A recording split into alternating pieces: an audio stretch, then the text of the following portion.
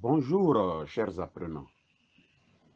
La vidéo que vous regardez en ce moment présente le BPC régional session 2024 dans la zone de Abidjan 1. Cet examen comprend 6 exercices qui seront entièrement corrigés dans cette vidéo pour aider nos apprenants à améliorer leurs connaissances et à faire une révision générale du premier et du deuxième trimestre de l'année scolaire. Venons-en maintenant à l'exercice 1 qui est noté sur 3 points. C'est un exercice qu'on appelle QCM, c'est-à-dire question à choix multiples, et il y a 4 énoncés.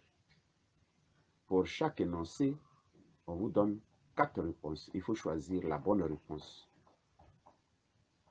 Venons-en au libellé.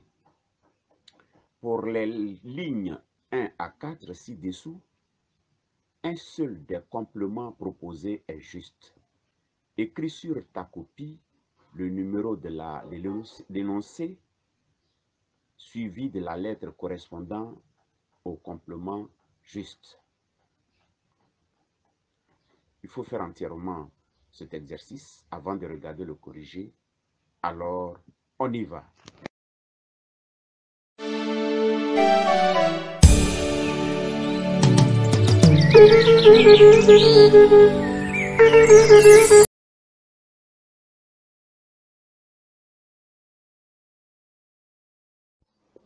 Voici le corrigé de l'exercice 1.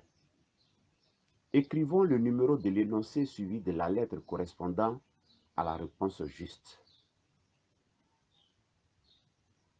La réponse de la première question, c'est 1A. Car le degré d'un polynôme est le degré le plus élevé de ces termes. La deuxième question, la réponse est 2D. Car un produit de facteurs est nul si et seulement si l'un de ces facteurs au moins est nul. La troisième question, la réponse est 3B. Car deux nombres non nuls de même signe sont rangés dans le sens contraire de leurs inverses. Et enfin, la quatrième question, la réponse est 4C. Car le centre de l'intervalle fermé en A et en B est petit a plus B sur 2. Merci.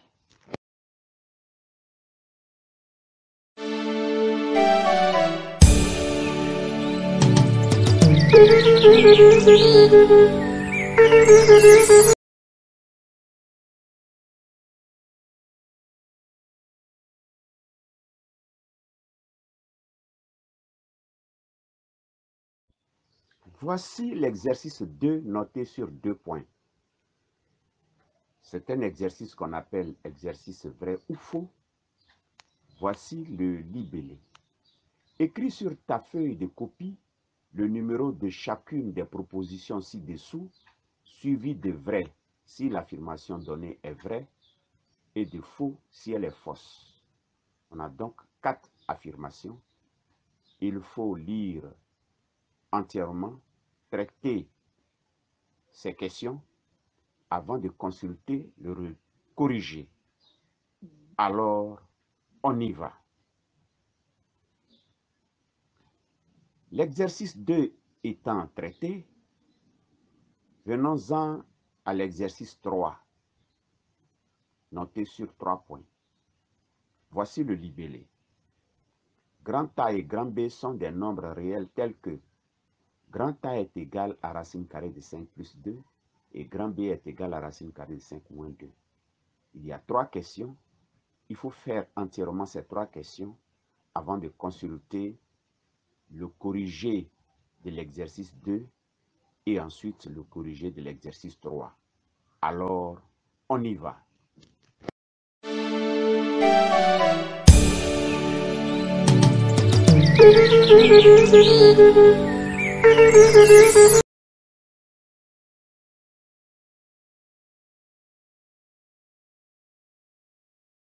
Voici le corrigé de l'exercice 2.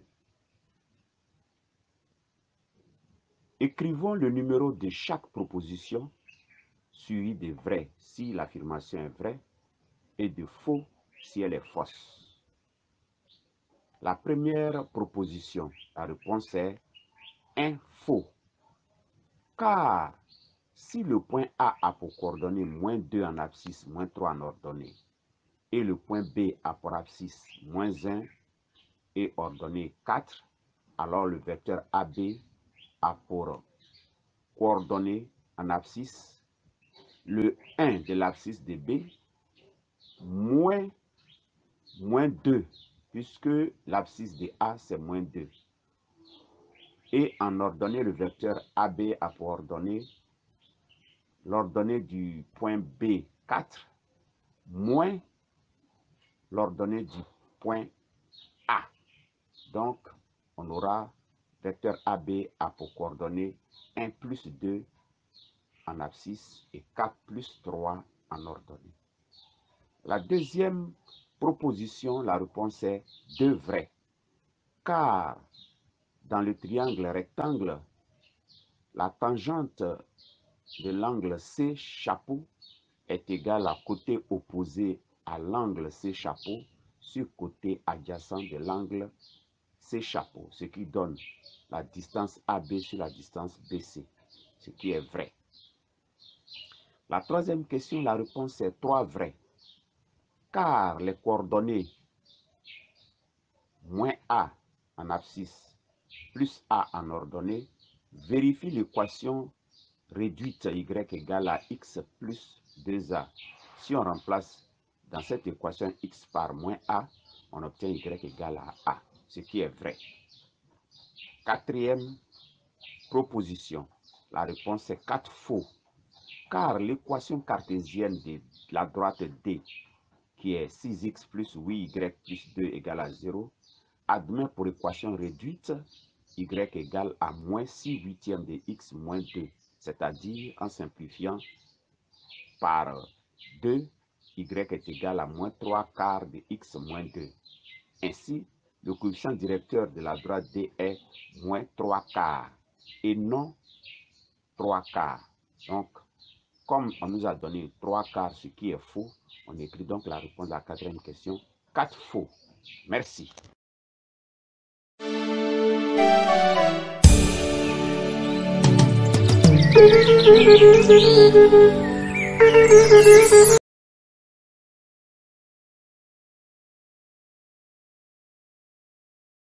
Voici le corrigé de l'exercice 3. On a grand A qui est égal à racine carrée de 5 plus 2 et grand B qui est égal à racine carrée de 5 moins 2. Première question, justifions que grand A et grand B sont deux nombres réels inverses l'un de l'autre. Rappelons que deux nombres réels non nuls, petit a et petit b, sont inverses l'un de l'autre lorsque le produit a fois b est égal à 1. On a donc en multipliant grand A par grand B, on obtient une identité marquable de la forme de A plus B facteur de A moins B, le résultat qui est égal à A carré moins B carré. Donc, grand A fois grand B est égal à racine carrée de 5, le tout au carré, moins 2 au carré, ce qui donne 5 moins 4 est égal à 1. Comme A fois B égale à 1, alors A et B sont inverses l'un de l'autre. Deuxième question. Justifions que 1 sur A, qui est l'inverse de A, et 2 moins racine carrée de 5 sont deux nombres réels opposés l'un de l'autre. Rappelons que deux nombres réels, petit a et petit b, sont opposés l'un de l'autre lorsque leur somme est égale à 0. Comme grand A et grand B sont inverses l'un de l'autre, alors 1 sur A est égal à B. Or, nous connaissons la valeur de B. Donc 1 sur A plus, en parenthèse, 2 moins racine carrée de 5 est égal à 1 sur A qui devient B plus 2 moins racine carrée de 5. Or, B est égal à racine carrée de 5 moins 2 plus 2 moins racine carrée de 5, ce qui donne 0. Ainsi, 1 sur A et 2 moins racine carrée de 5 sont deux nombres réels opposés l'un de l'autre. Troisième question. Encadrons 1 sur A par deux nombres décimaux consécutifs d'ordre 1. Comme 1 sur A est égal à B, alors encadrons donc B. Racine carrée de 5 étant compris entre 2,23 et 2,24 en faisant racine carrée de 5 moins 2 et en ajoutant moins 2 à chaque membre de cette double inégalité, on obtient 2,23 moins 2 inférieur à racine carrée de 5 moins 2 inférieur à 2,24 moins 2, ce qui donne 0,23 inférieur à 1 sur A qui est inférieur à 0,24. À l'ordre 1, on obtient 0,2 inférieur à 1 sur A qui est inférieur à 0,3. Merci.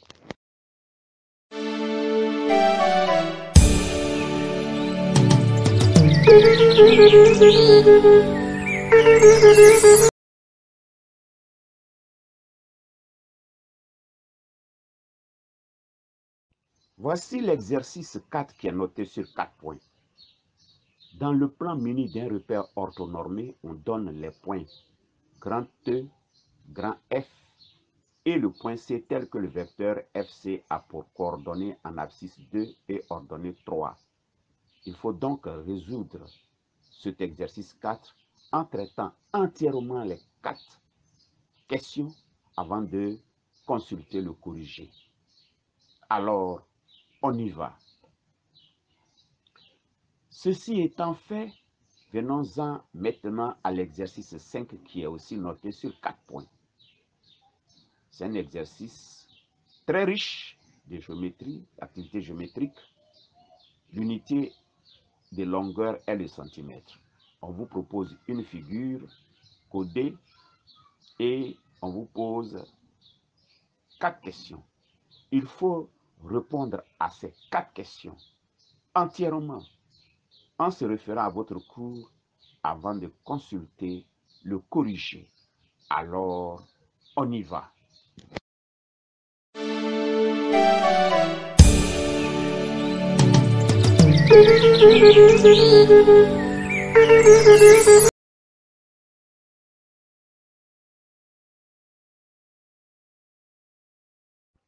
Voici le corrigé de l'exercice 4. On nous donne les points E, F et C, tels que le vecteur FC a pour coordonnées en abscisse 2 et en ordonnée 3. Première question. Justifions que le vecteur EF a pour coordonnées abscisse 6 et ordonnée 9. En appliquant la formule, on a le vecteur EF a pour coordonnées x de F moins x de E, cela qui donne 3 moins 3, et en ordonnée y de F moins y de E, ce qui donne 9 moins 0.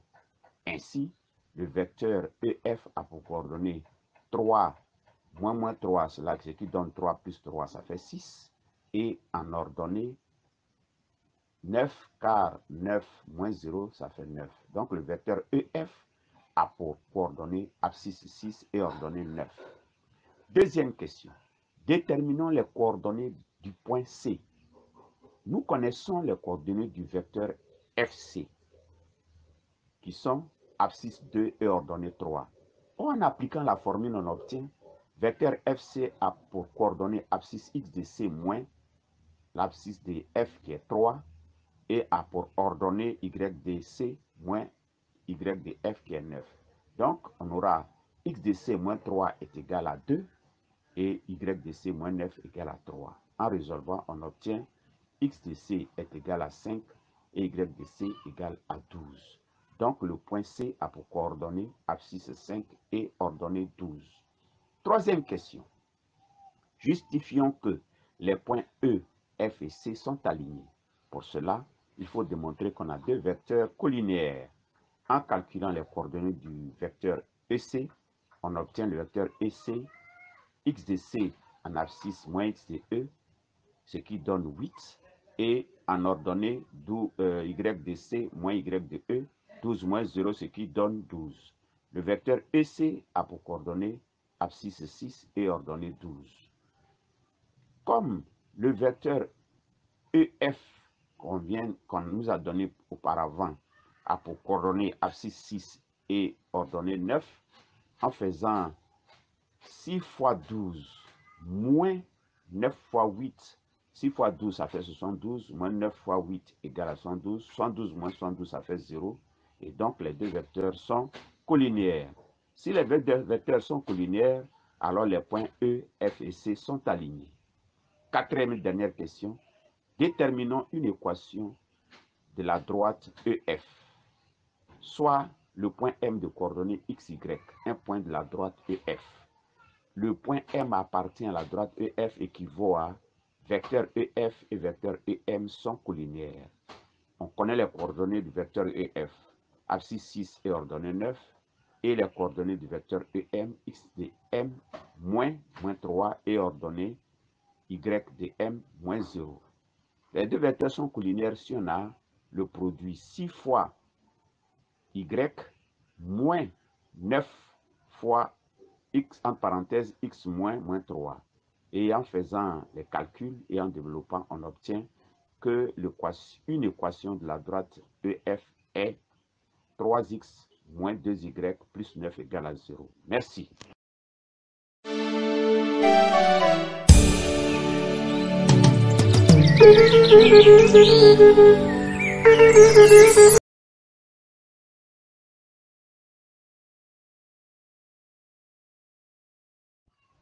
Voici le corrigé de l'exercice 5. Première question petit a. Justifions que le triangle ABE est rectangle en A.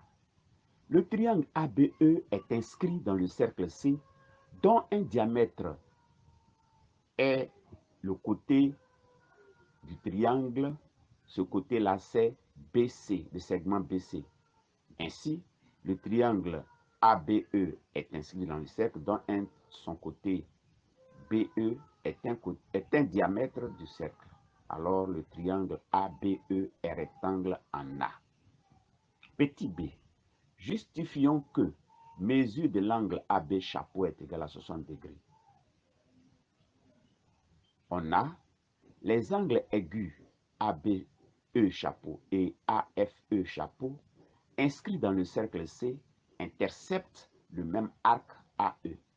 Alors, mesure de ABE est égale à mesure de AFE. Or, mesure de l'angle AFE égale à 60 degrés.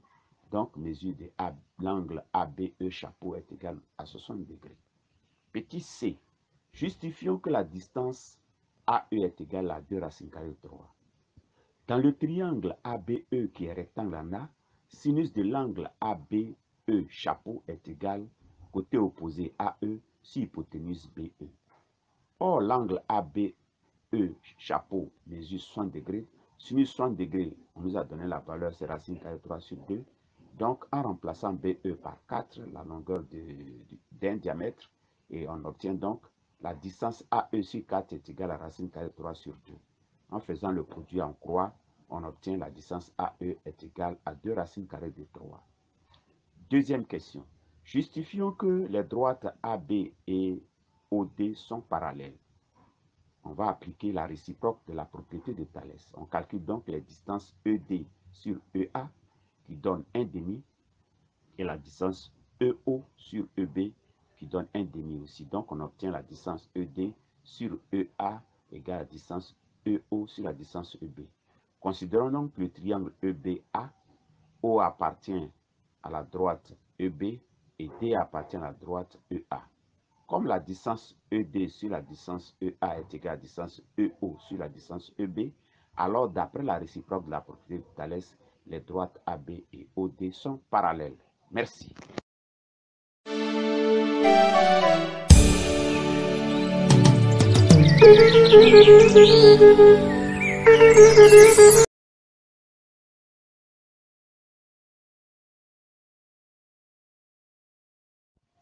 Voici l'exercice 6 qui est noté sur 4 points. C'est un exercice qu'on appelle exercice situation problème. On a un cultivateur qui veut mettre sa parcelle en valeur. Pour cela, il sollicite les services d'un manœuvre pour la nettoyer. Celui-ci lui propose 30 francs CFA pour 1 mètre carré nettoyé. Le terrain a la forme d'un triangle rectangle dont les cotés en mètres dans l'ordre croissant sont x-6, x et x plus 6. Le cultivateur ne se souvient plus de la longueur x. Comme le cultivateur dispose de 6500 francs, il te demande alors si cette somme est suffisante pour nettoyer sa parcelle. Il faut répondre aux 4 questions avant de consulter le corrigé. Alors, on y va.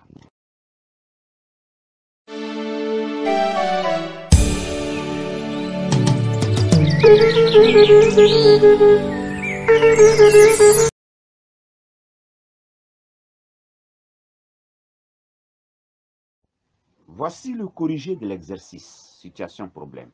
Première question. Justifions que x facteur de x moins 24 est égal à 0. Comme nous connaissons les dimensions du rectangle, du triangle plutôt, je répète, comme nous connaissons les dimensions du triangle rectangle proposé, qui sont x moins 6, x et x plus 6, ainsi, x plus 6 qui est la plus grande longueur, c'est l'hypoténuse. D'après la propriété de Pythagore, on a x plus 6 au carré est égal à x moins 6 au carré plus x au carré. En développant et en simplifiant, on obtient x carré moins 24x égale à 0. Et en mettant x en facteur, on obtient x facteur de x moins 24 égale à 0. Deuxième question. Expliquons que les côtés sont 18 mètres, 24 mètres et 30 mètres. Ici, en résolvant l'équation précédente, x facteur de x moins 24 égale à 0, on obtient x égale à 0 ou bien x égale à 24. Comme c'est une distance, x ne peut pas être égal à 0. Donc cette valeur est exclue. La seule valeur qui convienne, c'est x égale à 24 mètres. Ainsi, 24 moins 6 devient 18 mètres. On a 24 mètres et 24 plus 6 devient 30 mètres. Donc les dimensions de la parcelle sont 18 mètres, 24 mètres et 30 mètres. Justifions que l'aire de la parcelle est 216 mètres carrés. Comme c'est un triangle rectangle, c'est un triangle, donc on va appliquer la formule de la surface d'un triangle qui est égale à base multipliée par hauteur sur 2.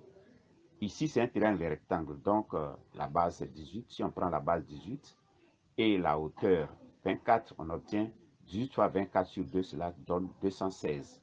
Donc l'aire de la parcelle est 216 mètres carrés.